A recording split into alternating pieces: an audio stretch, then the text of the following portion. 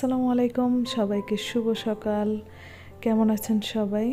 আজকে ভিডিওটা শুরু করেছি একদম সকাল থেকে।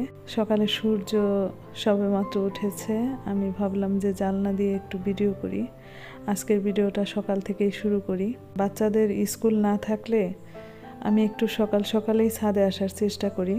ছাদের গাছগুলো যতক্ষণ আমি না দেখি ততক্ষণ আমার কেন যেন ভালোই লাগে না। যাই হোক, আজকে ছাদ বাগানটা একটু ঘুরে ঘুরে দেখাবো, পাশাপাশি কিছু কথা বলবো। আর আজকের ভিডিওটা কিন্তু খুবই ছোট। আমি বেশি একটা বড় ভিডিও করতে পারি না, কারণ ভিডিও এডিট করা আমার কাছে খুবই কষ্টকর মনে হয়। সেজন্য দেখা যায় যে ভিডিও একদম কেটে ছেটে ছোট করে ফেলি। সেটা আমার পুরানা অভ্যাস। অনেকে আছে ভিডিও অনেক লম্বা করে আর অনেক সুন্দর সুন্দর করে কথা বলে। তারা কথায় কথায় ভিডিও কখন শেষ হয়ে যায় মানে টেরই পাওয়া যায় না, এরকম অবস্থা। আমি সেরকম কথা বলতে পারি না, সেজন্য চেষ্টা করি ভিডিও ছোট রাখার জন্য। যাই হোক, আজকের ভিডিওটা শুরু করেছি এই যে আমার ছাদ বাগানের গাছগুলো দিয়ে। অনেকে আমার ছাদ বাগানটা খুবই পছন্দ করে।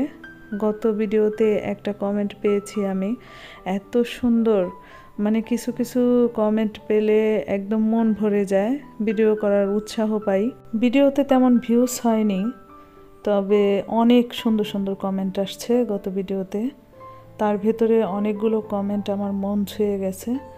আসলে ওই রকম কমেন্ট পেলে কষ্ট হলেও একটা ভিডিও তৈরি করে আপনাদের সামনে তুলে ধরতে ইচ্ছা করে। তো যাই হোক, আজকের ভিডিও দেখেও লাইক করবেন এবং কমেন্ট করতে ভুলবেন না। আপনাদের সুন্দর কমেন্ট পড়তে আমার ভীষণ ভালো লাগে। আর এই পাশে দেখতে পাচ্ছেন আমার ড্রাগন ফুল। গত ভিডিওতে আপনাদের সাথে ড্রাগন ফুলটা শেয়ার করেছিলাম। আজকে দেখতেই পাচ্ছেন খুব সুন্দরভাবে ফুটে গেছে। ড্রাগন ফুল দেখতে এত ভালো লাগে, বিশাল বড়, খুব সুন্দর লাগে দেখতে, তাই না? এটাকে আজকে পরাগায়ন করে দেব। আর এর আগে আমার ছাদ বাগানে সাদা ড্রাগন ফল হয়েছে। গত বছর 4টা সাদা ড্রাগন ফল হয়েছিল, আর এগুলো হচ্ছে লাল। আমার ছাদ বাগানে লাল ড্রাগন ফুল এই প্রথম হলো। তো এটাকে আমি পরাগায়ন করে দিচ্ছিলাম। এভাবে পরাগায়ন করে দিলে নাকি ফলগুলো হয়। গত বছর যখন আমার ছাদ বাগানে সাদা ড্রাগন হয়েছিল, তখন 4টা ফুল থেকেই একদম ফলে পরিণত হয়েছে। একটাও একদম ঝরে যায় নাই, পড়ে যায় নাই, মানে খুবই সুন্দর। 4টা ফুল থেকেই ফল পেয়েছি আমি। এবছর আমি একটা ব্যাপার খেয়াল করতেছি, বৃষ্টির অভাবে আমার ছাদের গাছগুলো কেমন যেন নষ্ট হয়ে যাচ্ছে। আর লাল ড্রাগন গাছে আরও কয়েকটা ফুল আসছিল, সেগুলো ঝরে গেছে, আপনাদের সাথে শেয়ার করতে পারিনি। যাই হোক, ছাদ বাগান নিয়ে, ছাদ বাগানের গাছ নিয়ে অনেকক্ষণ কথা বললাম। যেহেতু আজকের ভিডিওর প্রসঙ্গ ভিন্ন ধরনের ছিল, সেই বিষয়ে কিন্তু আপনাদের সাথে এখনো কথা বলা হয়নি। বর্তমানে একটা নিউজ আমার সামনে সবসময় আসতেছে, সেটা হচ্ছে পলাশ সাহার একটা ভিডিও। পলাশ সাহা যেভাবে নিজেকে শেষ করে দিয়েছে, পলাশ সাহার ভিডিওটা দেখে কেন যেন আমার সেই পুরনো দিনগুলোর কথা মনে পড়ে গেল। কারণ মানুষের জীবন এত সুন্দর না, মানুষের জীবন ফুলসজ্জা না। মানে খুবই কষ্ট করে এ পর্যন্ত এসেছি। আমি যদি সেই শুরুতে আমার সংসারে যত রকমের ঝামেলা ছিল সেগুলো যদি এড়িয়ে আমি না আসতে পারতাম, তাহলে কিন্তু এখানে আমি থাকতাম না। এখন বর্তমানে যে অবস্থায় আমি আছি, আমি সে অবস্থায় কখনোই থাকতাম না। সেজন্য বলবো, যারা সংসার জীবনে নতুন আসছেন তারা একটু ধৈর্য ধরবেন, ধৈর্য ধরে থাকবেন। একদিন হয়তো সব কিছু ঠিক হয়ে যাবে, সব কিছু নিজের করে পাবেন। একটু ধৈর্য ধরতে হবে। পলাশ সাহার মার ব্যাপারে যত রকমের কথা শুনেছি, তার থেকে বেশি হবে আমার শাশুড়ি আমার সাথে যেরকম করেছে। আমি এইসব প্রসঙ্গে কখনোই কোনোদিন আপনাদের সামনে কথা বলিনি। তবে এখন বর্তমানে দেখি যারা নতুন নতুন সংসার শুরু করেছে, কোনো রকম একটু কথা কাটাকাটি হইলেই মারামারি, কেস কালেকশন, মানে অনেক কিছু হয়। মানে ধৈর্য ব্যাপারটা নাই তাদের ভেতরে। ধৈর্য থাকলে আজকে এরকম একটা কাজ হতো না। পলাশ সাহা যেভাবে নিজে আত্মহত্যা করেছে, এই ব্যাপারটা হইতো না। সবারই ধৈর্য রাখার দরকার ছিল। পলাশ সাহার মায়ের ব্যাপার নিয়ে যতগুলো আমি নিউজ দেখেছি, আমার কেন যেন সেই আমার পুরনো দিনের কথাগুলো মনে পড়ে যায় বারবার। আমার শাশুড়ি মায়ের কথা মনে পড়ে। এখন কিন্তু কেউ নাই, দেবর, শ্বশুর, শাশুড়ি, ননদ, কেউ নাই। এক সময় যৌথ ফ্যামিলি ছিল, দেবর, শ্বশুর, শাশুড়ি, মানে সবাই মিলে একসাথে থাকতাম। তখন সবসময় নিজেকে জেলখানার আসামি মনে হতো। আমি সবসময় আসামির কাঠগড়ে দাঁড়ায় থাকতাম, মানে আমার নিজেকে সবসময় আসামি মনে হতো। আমি কিছু না করেও সবসময় অপরাধী হইতাম।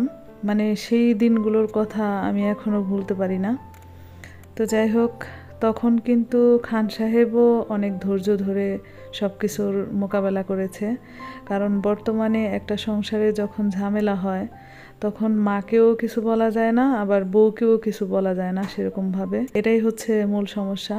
ছেলেরা কিন্তু অনেক কিছুই সহ্য করে, এরকম সমস্যায় কিন্তু অনেকেই আছে। অনেকের ঘরে এই সমস্যা, মাকেও ঠিক মতো কিছু বলতে পারে না, বউকেও ঠিক মতো কিছু বলতে পারে না। মার উপরেও দায়িত্ব আছে, বউর উপরেও দায়িত্ব আছে, সবার উপরেই সমান সমান দায়িত্ব পালন করতে হবে।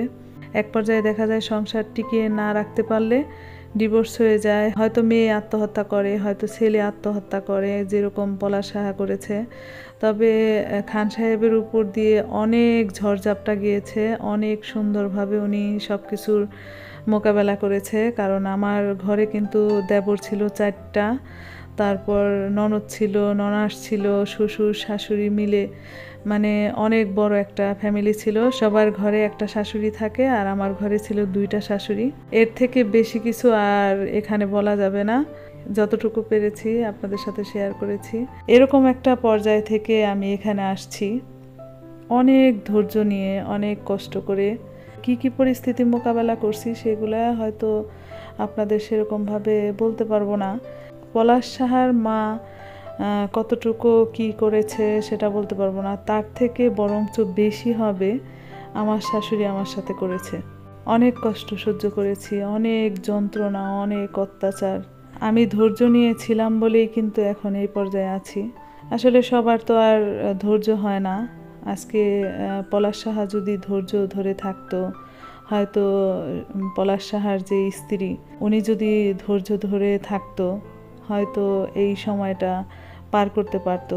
আপনাদের কাছে আমার একটাই অনুরোধ, যারা নতুন সংসার শুরু করতেছেন, সংসার করতে গেলে ধৈর্য রাখতে হয়, ধৈর্যটা থাকতে হবে। শুরুতেই আপনি সব কিছু আপনার করে পাবেন, শুরুতেই সব কিছু আপনার হয়ে যাবে এরকমটা না। একটা সংসারের অনেক কিছুই হইতে পারে, একটু ধৈর্য নিয়ে সংসারটা করবেন, একদিন দেখবেন সব কিছুই আপনার হয়ে গেছে, আপনার মতোই সব কিছু চলছে। কিন্তু সেই জায়গাটা তৈরি করতে গেলে অনেক সময় লাগে। জানি না আজকের ভিডিও আপনাদের কাছে কেমন লেগেছে। ভিডিওর কোনো অংশ যদি আপনাদের ভালো লাগে তাহলে অবশ্যই ভিডিওতে একটা লাইক করবেন। আজকের ভিডিওর কোনো কথায় যদি আপনারা কষ্ট পেয়ে থাকেন সেজন্য আন্তরিকভাবে দুঃখিত। আজকের মতো এ পর্যন্তই। আপনারা যে যার জায়গা থেকে ভালো থাকবেন, সুস্থ থাকবেন, নিরাপদে থাকবেন। আল্লাহ হাফেজ।